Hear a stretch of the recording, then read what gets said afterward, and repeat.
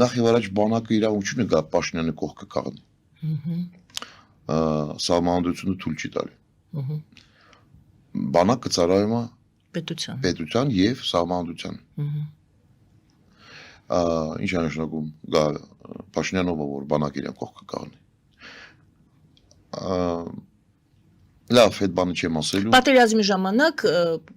կոչեր են անում, ճիշտ է ղեկավարները, համախմբում են ժողովուրդը, բանակը, բանակին այսպես ոգեշնչում են։ Փաշինյանը ոգեշնչելու է բանակը։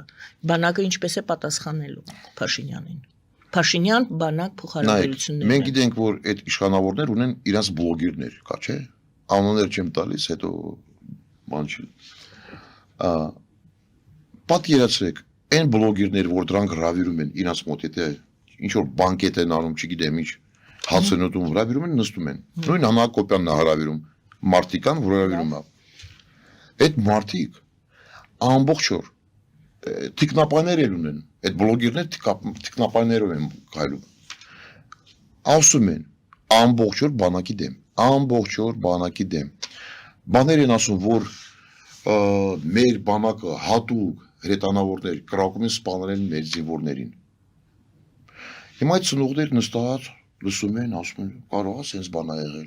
Հիմա պատերազմը սկսվում է, ծնողը ասում է, ես իմ երեխո չեմ տալու։ Եթե sense բաներ ա եղել, ով ասել, որ հիմա ջայլ չի լինելու։ Բայց եթե սուտը հասկանում եք, առանձնացնում են բանակ ու ժողովրդին, որ ժողովուրդը չի, ես չգիտեմ ինչ համար Նիկոլ Փաշինյանը այդ բաները է պետք։ 20 թվականին որ Իրան թիմը սկսել է բանակի վրա հարձակվել, քար շպրտել։ Մենք որպես բանակ իրանց զգուշացրել ենք։ Ասենք լսեք թարգեք։ Այդ ինչ եք անում։ Փոխանակ միավորվենք ասկ բանակ կառավարությունը։ Միասին լինենք այս ծանր պատերազմից հետո, քանի պետություն մեր դեմ դուրս է եկել։ Եկեք միավորվենք, համախմբվենք, ավելի ուժեղանանք։ Չէ, սկսել են բանակի իրա կարշպրտել։ Դա շատ վտանգավոր բաներ է։ Պինաչետը մի անգամ ասում է,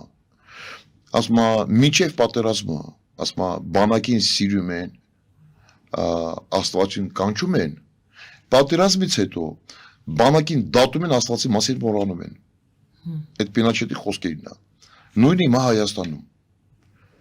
Նույնը կներեք տարբեր քաղաքական գործիչներ, ինչ կան մենք լսել ենք, որ վտանգավոր բաներ են ասում, վտանգավոր։ Մենք հիշում ենք, որ մարդիկ կան, որ ասում են Շուշվի իրա մերոնք խփել են, որ հատուկ, որ ոստիկաններին սպանեն։ Սենց բան հնարավոր է։ Կներեք, այդ ժողովուրդը արդեն բան չի հասկանում ու հազարավորներով նայում են, հետո կոմենտներ են գրում։ Ես ուզում եմ դիմեմ մեր ժողովրդին, մեր ազգին։ Դուք ականջներով եք ապրում, ականջներով։ Երկրորդ բանով հիմա սկսել եք ապրել ստամոքսով։ Հիմա ես չեմ մեղադրում։ Ես ասում եմ, հետո չասեք, որ Պողոսյանը չի ասել։ 20 թվականին էլ եմ ասել, որ ասում եմ պատերազմ ալնելու մենք էլ շանս չունենք։ Նայեք, ես իմ ասում ինչ համար եմ սենց ասում, Տիկին Գայանը։ Ես ասում, Հայաստան գտնվում է սենց իրավիճակում, բոլոր ազգը պիտի մոռանա, որ սովորական քաղաքական գործիչ կարա դառնա երկրի ղեկավարը։ Մենք միշտ միլիոն տարի ապրելու ենք, միլիոն տարի գտնվել ենք պատերազմի մեջ, որովհետև մեր շրջապատը ստիպում է, որ սովորական չի ծառայող մարդը դառնա երկրի ղեկավարը։ Ամբողջ մարզպետներ, ամբողջ մեր սահմաններում զինվորականներ պիտի լինեն։ Իրենց տեղականները ով ուզում է թող լինի։ Ուրեմն այս սովորական քաղաքական գործիչների դառը անցավ։ Աշխարհը փոխվում է։ Նայեք, սա աշխարհը զինվում է։ Նայեք Մակրոնի ելույթը։ Նայեք Պուտինի ելույթը, նայեք Տրամպի ելույթը, բանակի հետ կապված։ Նայեք տարբեր երկրներում ինչ է կատարվում։ Սաղ զինվում են բացի Հայաստանից։ Այս անգամ պատերազմը սկսելու է նորից պիտի ասենք Ռուսաստանից պիտի բերենք, դեից պիտի բերենք, ստեից պիտի բերենք, հələ գործարաններ չենք սարքել։ Բավարար, որ մենք մեր բանակի համար աշխատեն։ Էլ պիտի սպասենք, սա Վրաստանը Այն անգամ մեզ դավաճանեց սահմանը փակեց։ Պարսկաստանը 10 օրվա մեջ մի օր է սահմանաբացում, որ զենք զինամթերք մտնի։ Վրաստան ընդհանրապես է փակել։ Երկրորդ ճանապարհ դու չունես։ Ինչու, որովհետև 20 տարվա մեջ մենք ոչ մի գործարան չենք ստեղծել։ Այսինքն կախված ենք եղել կամ Ռուսաստանից կամ օտար երկրներից, տարբեր տեղից։ 20 տարի ես ասել եմ գործարաններ ստեղծեք պատերազմի ժամանակ մեր սահմանները փակելու են։ Չեն լսել։ Հիմա նույն բան շարունակում։ Հիմա նայեք, Ադրբեջանը Իրան բանակը ուժեղացնում է, ավելացնում է իրան քանակը։ Մենք այդ ճանապարհով չենք գնում։ Մենք պիտի ունենանք մինիմալ բանակը էսպային 150,000 հոգի մարդ։ Մենք այս կանակը չունենք։ Չունենք այս կանակը։ Դա շատ վտանգավոր process է։ Նորից ասում եմ, ամբողջ աշխարհը զինվում է։ Մենք չէ։ Մենք պիտի ինտենսիվ աշխատենք։ Այն գումարը, ինչ որ մենք դնում ենք հիմա բանակի վրա, բավարար չէ։ Այն օֆիցիալ տվեր եմ ասում, 1 միլիարդ քանի միլիոն, դա օֆիցիալ կառավարություն ասում, նույն Նիկոլ Փաշինյան, որ այդ բյուջետը ավելացրել են։ Դա բավարար չէ։ Ադրբեջանը ծախսում է այսօր մոտորապես 4 միլիարդ 800 միլիոն դոլար։ Մենք էլ 1 միլիարդ քանի։ Հասկանում եք։ Մեծ տարբերություն է բանակի համար։ Մենք 2.5 միլիոն, դրանք 10 միլիոն։ Մենք ծախսում ենք 1 միլիարդ մի քանի միլիոն, դրանք ծախսում են համարյա 5 միլիարդ։ Պատկերացնում եք, ուր ենք հասնելու սենց։ Հետո նորից ծախսում են բանակը ձեր կողմից ինչ պիտի անի։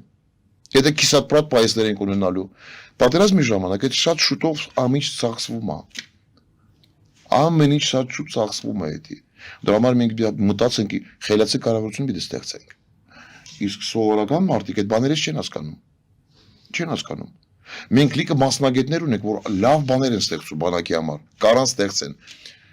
Նույնը Հումշյանը ճանաչում եք իրան։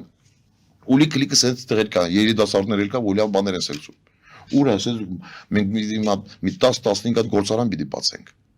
Այնա պարկ աստու Ամերիկայից սպյուրք ունենք, Ֆրանսիայից սպյուրք ունենք, ասենք սպյուրքերը մեզ կօգնեն, լիքը մասնագետներ սպյուրքում կա, բայց սպյուրքը ու Հայաստանը առանձնացած է հիմա։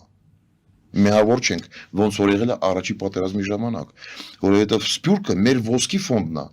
Հայաստանի սպյուրքին դիմում է միշտ այն ժամանակ, որ եթե ինչ որ բանն է կատարում կամ բանապետ, այն ժամանակ հիշում եմ, որ սպյուրքը կա։ Սենց չի կարելի։ Մենք սպյուրքի հետ պիտի համատեղ աշխատեն։ Դրանք պիտի հասկանան, որ դրանք Հայաստանի համար շատ կարևոր դեր են խաղում։ Հիմա այդ բանը չկա։ Չկա, չեմ տենում։ Նույն եկեղեցու հետ է կապված։ Առաջի պատերազմի ժամանակ մենք որ աշխատել ենք նախագահաշատակազմում լրիվ ուրիշ ձև ա եղել։ Մենք Հայաստան, Սփյուռք, եկեղեցու կառավարություն միասին ենք եղել։ Հիմա այդ միասնությունը չկա։ Դրա համար ալիվ այդ մենք ասում ենք միշտ ոչխարներ, հիմա վաղուց ոչխար չեն։ Վաղուց ոչխար չեն, դրանք շատ լավ հաշվարկում են հիմա։ Հասկանում ինչ է կատարվում, հետևում են ստեղ ինչ է կատարվում։ Դրա համար իմանալով, հասկանալով ստեղ ինչ է կատարվում, այս այս թեզեսներով վախացնում են, ստիպում են, հասկան չի կարելի այս բան արած։ Նորից ասում են ժողովրդին, եթե դուք լսում եք բլոգերներին, քաղաքական գործիչներ, ինչքան էլ լավ չխոսան։ Մի ասեք, ինչքան ես լսում եմ, այն ոնց է ասում։ Բացեք, նայեք։ Հիմա սաղ դարել են ռազմական փորձագետ, քաղաքական գործիչ, տրանսից մեկ, ոչ մեկ ճանապարհը չանցել, կենսագրությունը չունեն, անսած ճանապարհը համակարգում չկան, գալիս պետության մասին հեքիաթներ են պատմում։ Ժողովուրդ ասում է, դե լավ է խոսում, գնանք իրեն հետևից։ Կարևորը որ Նիկոլ չլինի, կարևորը որ Սերժ չլինի։ Օրինակ բերեմ, ասել եք, չէ, քայլ արա մերժի Սերժին։ Քայլ արել եք Սերժին մերժել եք։ Ահա, խնդրեմ։ Լավ է ստացվել։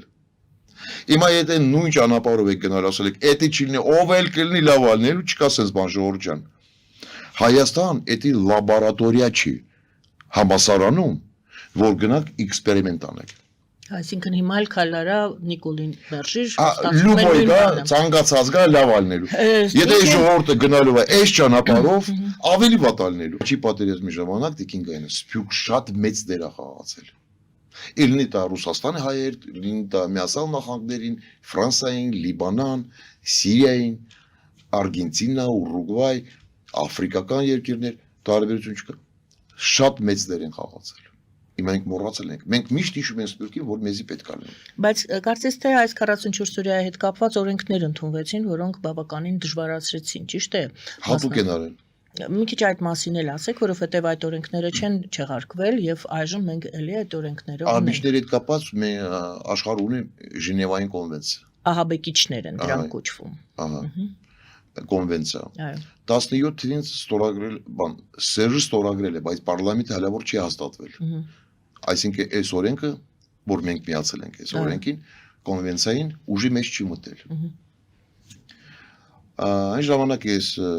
գլխավոր շտաբի խորհրդական մենք լիքը ինֆորմացիա ենք ստանում, որ ահագին մարդիկ ուզում են գան մտնեն Հայաստան օգնեն։